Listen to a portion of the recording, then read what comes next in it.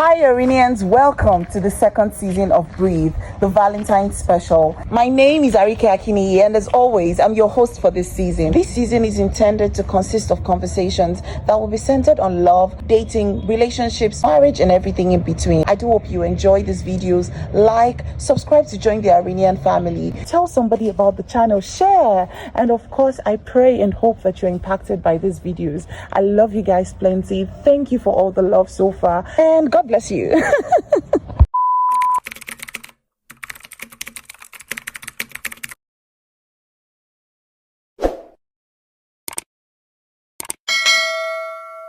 Thank God answered my prayer. I love it. Every time I discuss relationships, first thing I say is there are no rules to this thing. Like she said, you're a team. See, you're coming together to figure out what works for you. Bring the aspect of communication in this. Like when there are two people that are willing to make this work. Start from the females. Females that think of men as a financial strategy.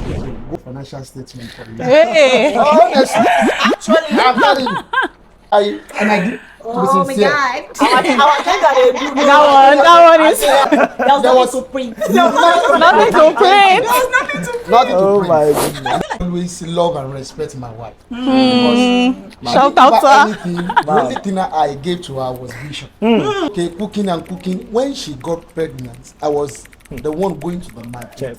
Right, and then this particular day, she gets back home at 7.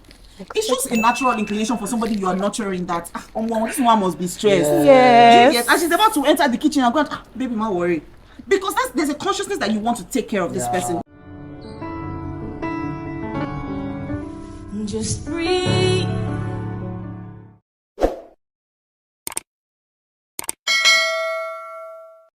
Welcome to another episode of the Valentine's special of the season 2 of Breathe. If you've been with us before now, you've seen all the other episodes, so I'm not doing any new introduction. If you've not seen the previous episodes, I'm sorry, you're wrong. So this episode, we're going to be discussing something very interesting. In fact, a lot of interesting topics intertwined into one. I'll just call it Gen Z dating. I think that captures a lot. Gen Z dating is a compilation of a lot of things that have gone wrong across the board, things that we now normalize.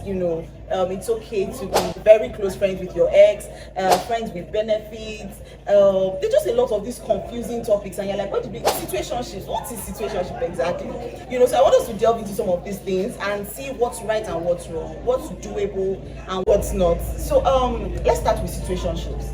I understand the definition. For me, actually, what I would define as a situationship is when I ask you, who is this person to you? And you go, well, you are what? It's either you're dating or you're not dating. You together or you're not together. You get. So let me start with you, Mr. Kenny. What do you think about situationships? Is this something that should be nurtured? Like, it's okay that you're with somebody, you people are still seeing where it's going, but like you're doing stuff. I think the question already answered itself. Because nobody enters the bus and they ask, where are you going to? I say, let's just see where it's going. No sense. That answers it. Or you board a flight and the pilot is asking where is the destination. I just say, anyway, they go.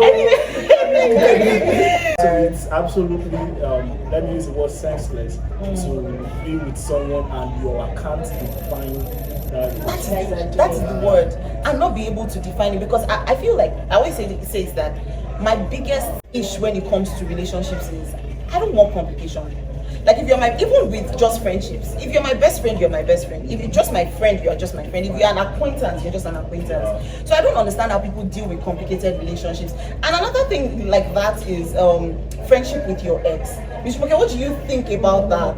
When you've been with somebody, you've been very intimate with somebody, and then it's not working anymore, and then you say, we're still very close. In fact, it's like my best friend. Your ex? Okay, so I always say that emotions are very strong. So someone that you've been before, someone you've been emotionally attached to before, and then you're in another relationship and you're now saying that person is just your friend. There's no how you're not going to be somehow vulnerable with that person. Vulnerability, yes. You're not supposed to tell the person and somehow fall into trouble. And then maybe you have done something you're not supposed to do, and then you are like, so what I have done, I've been in that place that I had an ex, I blocked him. I have to do that so that I don't have to be in a place where it's going to see what's going on with me, and then it's asking me, when you're seeing what's going on with me. Yeah, there's a basis for conversation. Yeah, there's a and basis then for somehow conversation. something is growing and all of that. So being friends with your ex, no, I'm sorry to say. Okay. Although there are some situations that maybe where you broke up because of maybe family background. It wasn't okay. Maybe It wasn't ugly. The breakup wasn't yes, ugly. it wasn't ugly. Yeah. It wasn't ugly. Things Yes, like exactly. that.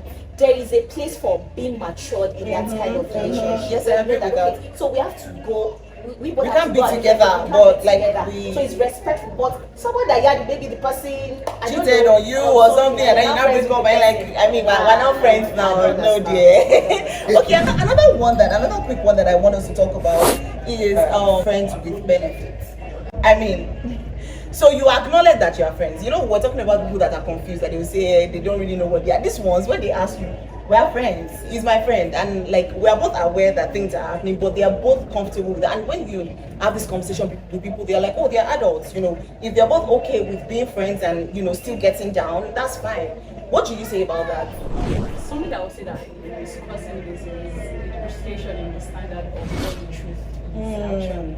Because how is it the norm that okay, we are not Well, it's an item, but even if we're an and item, then you can, you know, sleep with each other and, you know, it's fine that way and you say that okay, there'll be no emotion, like I think you're signing some sort of contract or And they're something doing that has it's just a, I could just call you up and, hey babe, how far away you there now? Like, we're friends. I think it's just important to, I mean, this is flowing from a place of honor for God, not just mommy said, daddy said, Yes. like if it's flowing from a place of honor for God, I mean, I believe that you will be able to carry through and be able to wait because you marry and I mean, You get to do and get tired. Like, so yes. just wait, so just wait. That's a point, actually. You know, because for youth, right? I feel like we lose the consciousness that this thing, when it's done right, you can enjoy it for the rest of your life. Like nobody's holding you. And like there's no attention.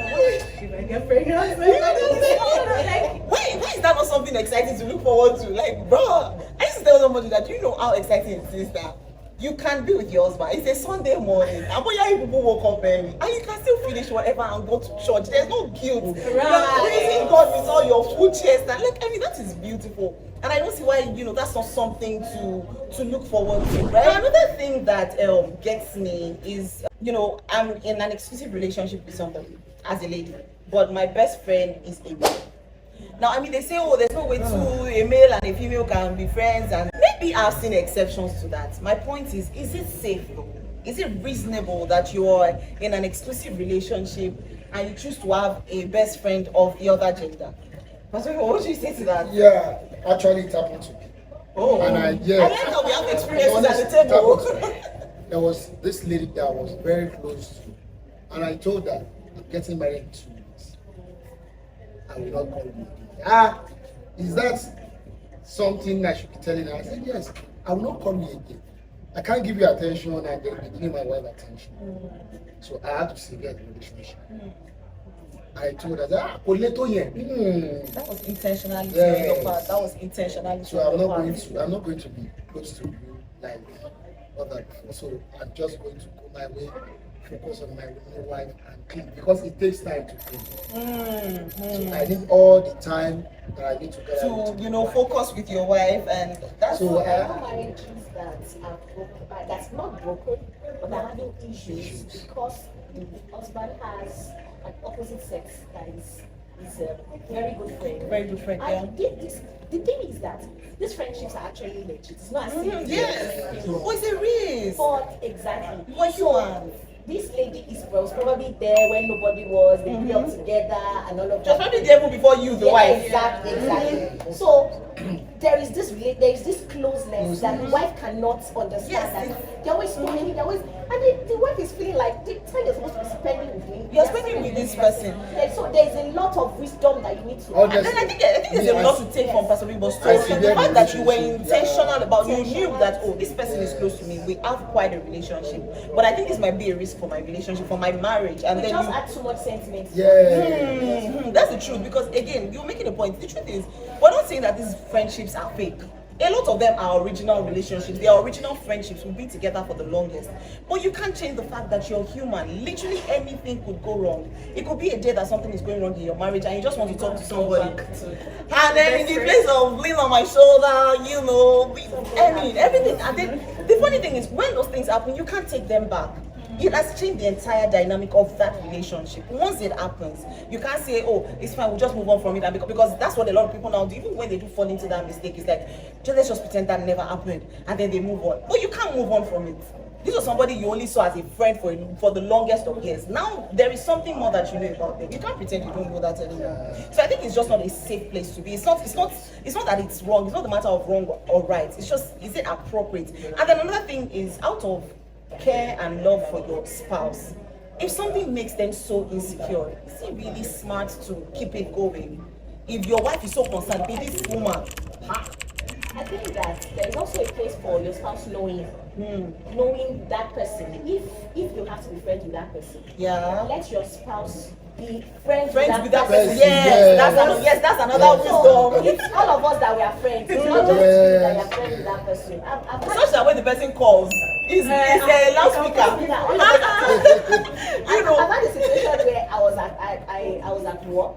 No, I was at home, and I called my husband my boss's name. That's my boss. Wow. And I knew how he was angry and all of that. Now imagine how if it was a friend that we've been talking and you have been having issues with that person. I don't like a relationship with this person. There's no way you want to excuse that. There is no way you want to excuse that. I mean, for your boss, you can say, I call this man's name every other time in the office. What do you know now? But like, how do you explain this friend that has been in the picture for a long time? So I think we're able to, deal with a lot of these topics. And for whoever is listening, there are just certain things that do not speak intentionality, that do not speak wisdom. All right, you don't get to put yourself in a risky situation. I always say that it's easier to avoid the occasion of sin than to avoid sin itself. For instance, if you have a group of friends that make you gossip, it's easier for you to stay at home and be like, oh man, no, they go downstairs. If I go still gossip, there's nothing else we discuss, right? But for you to get there and say, I'm listening but I won't talk, I'm not gonna interfere. You can, how now? Because we're humans. So I feel like sometimes, and that's another thing when it comes to relationships, I feel like we undermine our humanity. Even for the greatest Christians amongst us, we undermine our humanity. There's a reason Christ came to show us all of this today.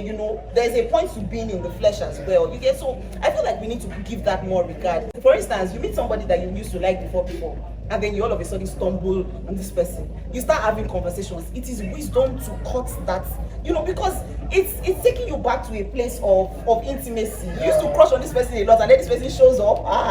You're going to build on that because you're human. So I mean, that's what we're speaking to this episode. We just want to point out the anomalies that we have normalized. We have turned it into, it's okay. It's really no big deal. That's how we rationalize a lot of things. You tell somebody like, it's not a big deal now. It's really lame. It really lame. It really lame. So yes, I think that will be all for this episode. Thank you so much for sticking with us, and see you in the next episode.